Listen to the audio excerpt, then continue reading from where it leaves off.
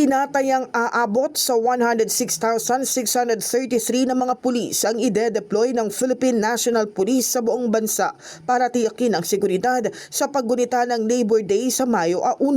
Ayon kay PNP Public Information Office Chief Police Brigadier General Randolph Tuanyo, kasama sa bilang ang mga force multipliers na tutulong sa pagbabantay sa iba't ibang lugar. Sa National Capital Region, mahigit 16,000 mga pulis ang ipakakalat ng National Capital Region Police Office para tutukan ng mga posibleng kilos protesta.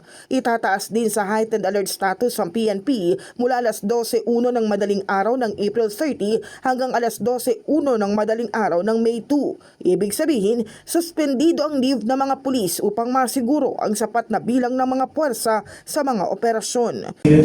Tatlong grupo po na nag-apply na sa particular to sa NCR. Ngunit hanggang ngayon po ay hindi pa po sila nabibigyan ng permit. Kabilang sa mga target na lugar ng mga aktibidad ng US Embassy, UP Diliman, Welcome Rotonda at sa tanggapan ng DSWD sa Quezon City. Gayunman hanggang ngayon ay wala pang naibibigay na permit sa mga nasabing grupo para sa kanilang planong aktibidad sa Mayo 1.